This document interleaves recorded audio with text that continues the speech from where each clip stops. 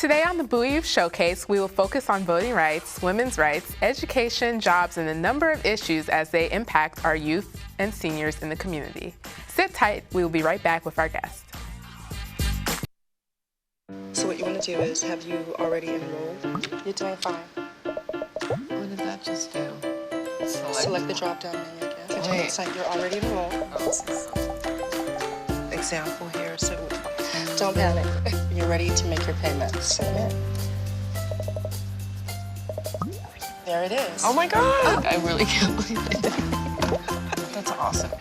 Good for you.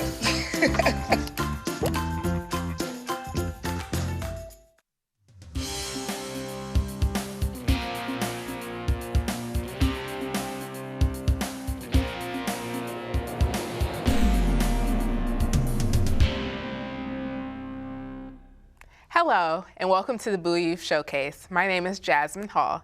Today, our guests are George Tuggle, Sheila Madison, Marielle Stewart, and Wanda McKnight. Thanks for joining us, guys. Thanks for having us. Pleasure. They're going to help us discuss all of these issues that are currently affecting our community, and we hope that our show today will encourage the youth to get involved, since after all, it is their future. The recent Supreme Court decision on Section 5 on the Voting Rights Act greatly affects everyone in the community, and our youth will need to figure out ways to fight back. So can anyone talk about or kind of explain what Section 4 and 5 of the 1965 Voting Rights Act is, and then kind of how the Supreme Court has dismissed, Section 4 and Section 5 and kind of what's going on with that currently?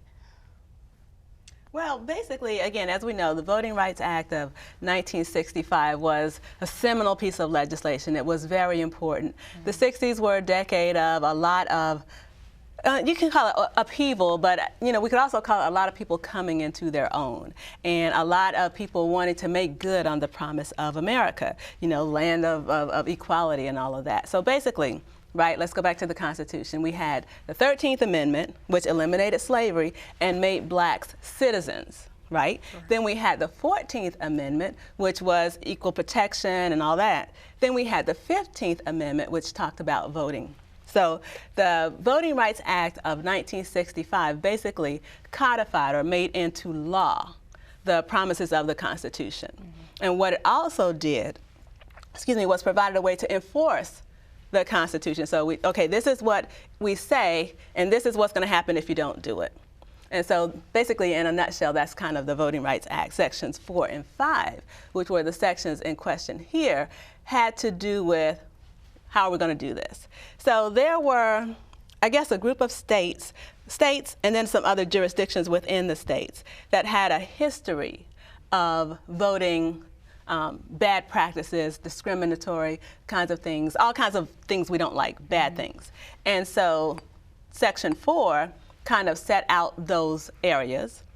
And then Section 5 said, okay, if you are in one of these areas that Section 4 talks about, then in order to make any change to your voting rights, you must get what we call pre-clearance, which is just what it says. You must clear it before you make a change with the Department of Justice, which obviously that's a process, and it's done first of all to kind of put a chilling effect on their wanting to make any kind of a bad change. Right. And second of all, if you are going to make a change, whether it's good or bad, we can review it, we can talk about it, we can maybe kick out the bad part, keep the good part, whatever. Mm-hmm. So that's the idea. So fine, that was in 1965, and the Voting Rights Act would get, Section 5, the pre-clearance part, would get, I guess, renewed every so often. At first, it was every 5 years. It repeatedly got extended, and then in 1982, it got extended for 25 years. And so the last time it got renewed was in 2006. Now, it got renewed, but the court said something to the effect of, a case came before the Supreme Court that is, talking about it, and the court said something to the effect of, you know what, Congress, this criteria is getting kind of old. This was, in fact, 40 years ago. You all really need to look at it. We're going to extend it now, but you really need to look at it. Mm-hmm. Did Congress act? No, they did not. And so this time, when it came before the court, when a case challenging, the different the areas that were subject to pre-clearance came before the court. The court said, all right, we're going to have to kick it out. Can I back up a little bit? Because the first thing that happened in Section 4, not only did they outline the areas of pre-clearance, but they also said some other important things, such as you may never have a poll tax. Never, never, never. You may never have a literacy test. Never, never, never. So those were obviously discriminatory things that had been done to keep people from voting.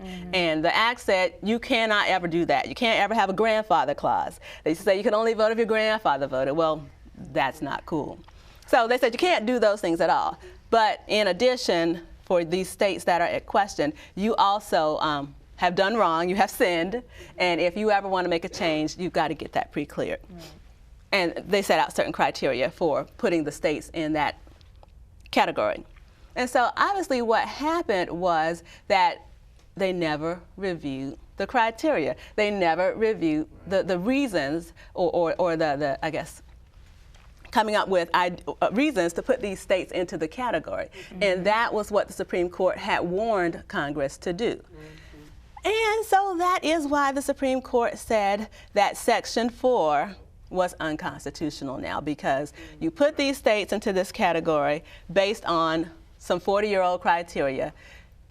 Either you got to review it and say, yes, that 40-year-old criteria is still good, or you've got to review it and say, well, you know, criteria 1 through 10 is still good, 11 through 20 kind of shaky, 20, say something, but don't just act like you're not going to review this thing because, golly, 40 years is a long time. Right. And so that's what happened. Now, Section 5 didn't get kicked out, but it's without teeth, because if you're not going to have any people in Section 4 to pre-clear, then there's nothing to pre-clear. So the court hasn't said no more Section 5, but the court is saying if you don't give me somebody to pre-clear or some reasons that somebody may be subject to pre-clearance, then there is no need for the pre-clearance requirement. Okay. So that's kind of what happened. So what do you think our strategy, you know, should kind of be moving forward to put pressure on Congress to get Section 5 and 4 reinstated in a way that it previously was? Any feelings on that? Elect people who would do that. Our Congress is in such a gridlock right now for who knows what ideological reasons. And I think it's important for people to understand you have to elect the people that will do the things that you believe in. And I think at a very basic level, that'll help at least. Get the right people in the right position. Right. And I also think that, because you've done a wonderful job in just explaining it so that people can understand, you know, what that really means.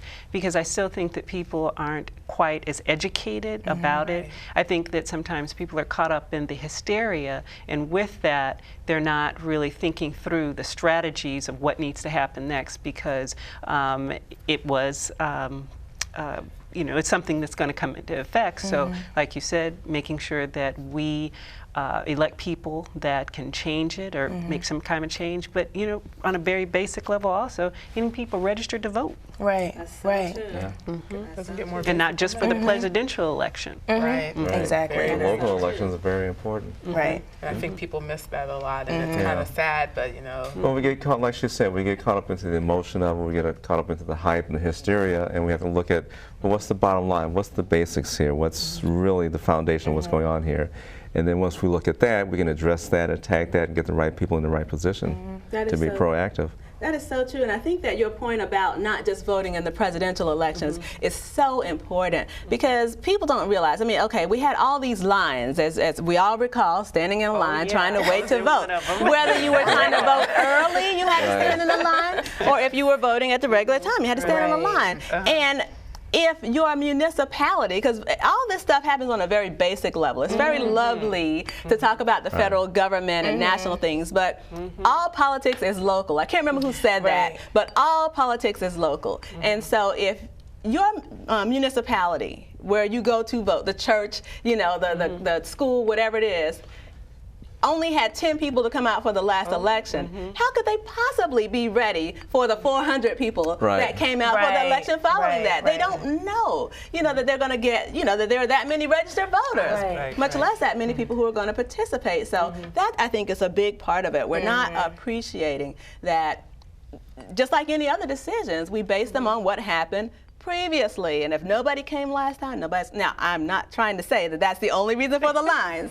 There could be something else. And Hillary Clinton just addressed the Deltas. Everyone knows that this is the Deltas' 100th anniversary, and they're having a big convention. And Hillary Clinton just spoke to them.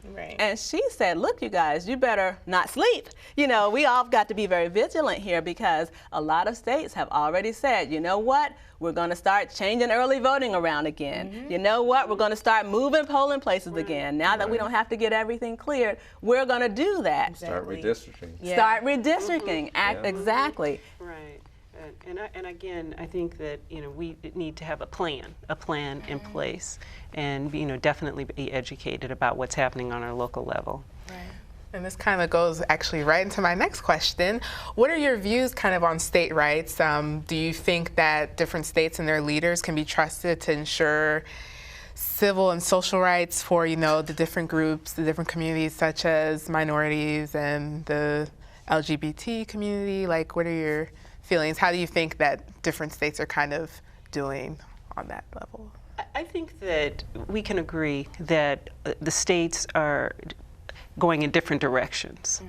And I think that has been more evident in the last election, you know, that we had, and the previous election that we had, especially when you're watching, you know, a local news show, and they show you who's blue, who's red, you know, and so you really get to see that dynamic play out on the screen. So I think that the federal government still needs to have some type of oversight, because if not, my fear is that, you know, states will continue to start having their own laws, and, you know, that will spread, and then it will be even more kind of disorganized than it is now. And I guess what I really wanted to get into on that, you know, recently the Trayvon Martin tragedy, you know, we're kind of seeing a lot of talks about stand your ground and the different states that have it and don't, and how those certain laws from those certain states really discriminate against those certain groups. So how do you think, you know, living in maybe a state that doesn't have that law, how do you think those people who are, you know, obviously against that law help to get rid of that in those other states? Well, we have to make our voices heard. You know, with the Trayvon Martin case, unfortunately, I don't agree with the outcome, and I think that hopefully it'll continue to stimulate a lot of positive discussion about that change, about that issue, because I think that if he had done what the operator told him, then it wouldn't have happened. If he had not gone there, it wouldn't have happened.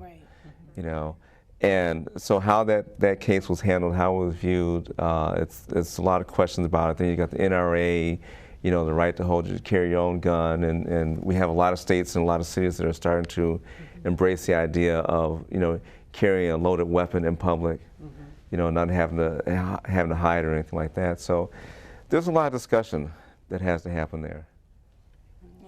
But I mean, it also speaks to the beliefs that insulate our system. And I mean, that's a whole nother topic, but I mean, it really speaks to how we view certain groups, and especially certain racial groups in this country. And I think the Stand Your Ground law, based on my research and my reading, really disenfranchises African Americans, minority groups. So. But, I'm sorry.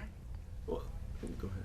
I guess I was just going to say, on a very basic level, we need to, just like all of you were saying before, we really need to participate and inform ourselves.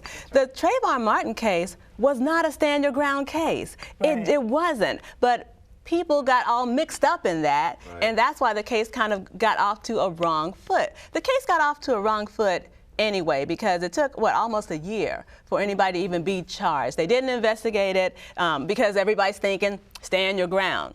But once you start looking at it, you realize, wait a minute, this didn't really stand your ground. Okay, well, it seems like we're getting lots of great ideas. We have to kind of go away for a little while, so stay tuned, guys. We will be right back.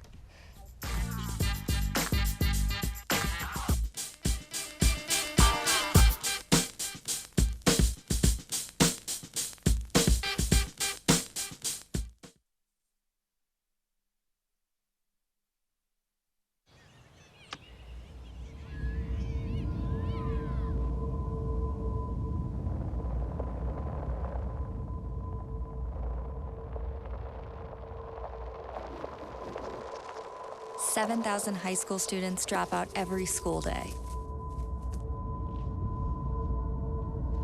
Let's catch them before it's too late. To start helping students in your community, visit boostup.org.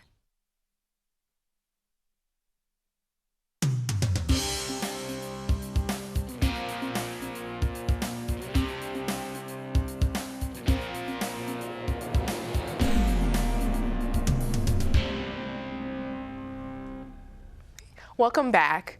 So I think we're going to kind of switch topics a little bit. Kind of want to get everybody's views on how do you think that this recent change in the doubling of the student loan rate from 3.4% to 6.8% is going to really affect our students? Like, how do you feel about that? How do you think that our leaders are doing regarding that kind of topic? Well, first of all, I think that, it's a terrible decision, especially for students, and their family. Being that the average student walks away, and they probably want to run away from it, but they can't do that, with student debt after they spent in college for about a little bit over $26,000 in debt, okay? And then, you think about, and that's just around about the average. And I've heard of cases of law students having over $100,000 in debt. And, it's unbelievable. And I don't really think that students, while they're going through, or their parents, really have an idea of how much that is going to impact that particular student and their family, but in particular the student for years to come after that. It impacts their possibly their choices of employment. Right. It impacts their status of living after they graduate, because the student loan companies are going to expect that they get their money, because if they don't, your credit can be affected by this. So I think the students really need to be, and the parents, to contact their congressmen and women and really let them know how they feel about this, because it really does impact the students' lives. And college is expensive. And you can't, the way the laws have changed, you can't like file bankruptcy and get out of it. These things stay with you, along with the fact that bankruptcy stays with you longer. I think years ago it used to be 7 years. Probably 20, 30 years ago it used to be 7 years. Now it's, I don't know how long it stays. It might be indefinitely now, but the thing is it's your credit, Right. And that impacts your future, because now when you're in college, when you leave college, they check your credit report, your grades, everything when you're applying for a job. It's a lot more difficult now than it used to be. And then too, I think with the unemployment climate that we're dealing with as well, I think also students really need to make decisions early on what schools they plan to go on, what really is that they can really afford realistically. It can't be just because I want to go here because my friend's going there, but really think about their future and how that's going to impact them, because it really does. And again, like I said, they really need to be educated about it. But I also think that part of it is back to what you guys were saying. We keep coming back to voting and making your decisions known, because as I understand it, one of the things that happened is that there was a need for Congress to act in order to keep this rate from doubling, and they did not. And so we definitely need to be mindful. I mean, it's very cute to say, oh, well, it doesn't matter what happens in Washington, and the people that we elect, it's not even a presidential election, so I don't really care. If you are a student and you're looking at your student loan rate doubling, the interest rate, I should say, doubling, that's something you need to understand. You need to understand the impact it's going to have, and you need to understand what you can do about that. You can't say, I'm not going to borrow money to go to school. Most of us can't say that. But you can say, hey, the politician who represents my district did not act in order to keep this from happening. He does not, or she does not get my vote this time. We talked about the future. I just graduated last year, and I know the stress, even while you're in school, of the loans and just thinking about, oh, what if I don't get my scholarship this semester? What am I going to do? And I feel like it also dissuades people from even going. Can I even afford it? And then when I get out, can I make the payments? So. And one of the other things that I don't believe it's as plentiful now because of the current budget situation that our government is going through, but I believe that there should be more programs available, because I was able to teach for a while so that I could have some of my student loans not deferred but canceled, and that was extremely helpful, you know, for me. And that's one of the reasons that, well, one of the reasons aside from wanting to do it, but that definitely made going into teaching something that I wanted to do, and plus I got an added benefit of having some of my student loans canceled and not deferred. And I think students need to be aware that, like you said, making sure that they contact their congressman and making sure that they are aware of the type of programs that are available, or even saying, why aren't these programs available, being that college is just so expensive now. Great stuff. And I'm kind of going to go backwards just a little bit. We were talking earlier about state rights and how they impact the different minority groups.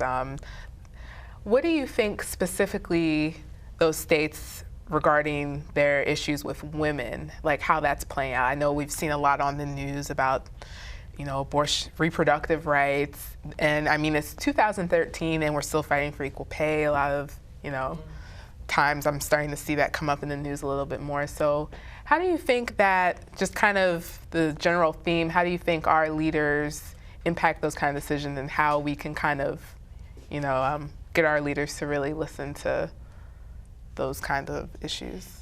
Well, I don't know about you guys, but just recently, I don't really see a lot of talk going on about the various women's issues, period. You know, I don't really see a lot of issues that they're including women in making the decisions. I don't see that. I see the men that are making decisions for the women, but I don't actually see, and I'm speaking maybe of television or anything that they're covering on the news, I don't actually see that the women are actually making the decisions alongside of their counterparts.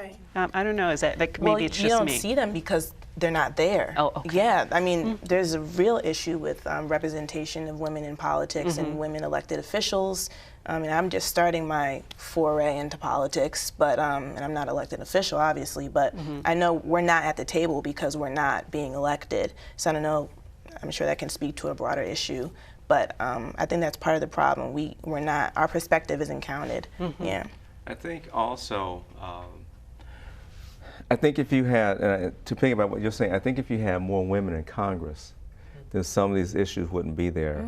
The abortion issues, a lot of issues regarding women's health, because women know women's bodies, you know, and we have to give you that, because as a man, I don't know, we don't know. You mean our bodies can't just shut things down? No, I'm kidding. You know, oh and no. So, no. And so you get a lot of crude comments like that, a lot of ignorant statements like that from people who don't know, people who are, what can I say, for lack of better words, old-fashioned, stuck in time, so on and so forth. So in order for these views to change, you have to get a different mindset in there. Right. And I mean, how can I have someone who's not a black male tell me that, oh, don't worry about the Trayvon Martin, oh, don't worry about the Jenna Six, you know, oh, don't worry about the Emmett Till, that's not going to happen again. You know, don't worry about the crimes that happen in Brooklyn and other places. You know, wherever I go, whatever I do, I'm aware of my presence, I'm aware of the energy that I'm projecting. As a college professor, I teach art at Towson. I'm mindful of the fact that I'm a black man and the majority of my students are white students. And often they're white female students. I'm aware of all that, and the black students that come in there, I know that they're aware of that too. You know, so we have to be mindful of these things, and so in my position, I understand that better than a white man can tell me, because he's projecting that on me. He's projecting his perception of how I should live, how I'm supposed to go, do, and be. You know, and so we're projecting as, I don't want to include myself in this, but for the sake of example, men are projecting how women should go, do, and be.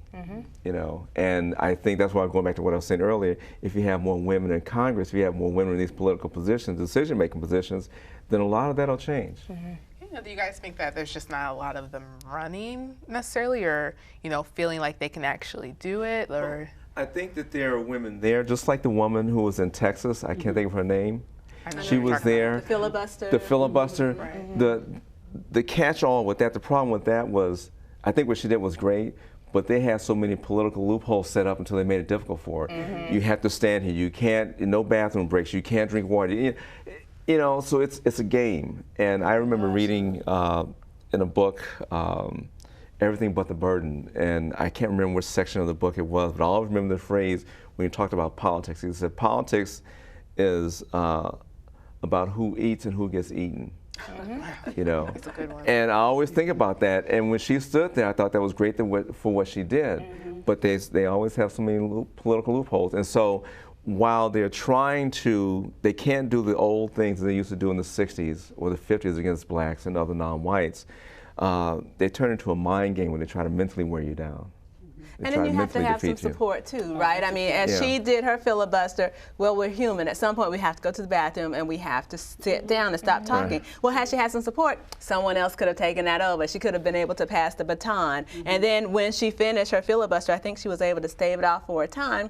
Then the governor, I believe, did an end run around her and went right back to where they didn't want to be. Right. And not to just go off on a tangent, but I just read today that because of what she did, she has, from that day, whenever that was, she was able to raise over $1 million. Just today I read that. That's very exciting. Yeah. So I think it's a combination of, like you said, are they running? I think that they are out there, but I think it takes support, and let's face it, it takes the money as well, the monetary funds, and the access. And also, I think mentoring, mentoring as well. I think it's something that's important.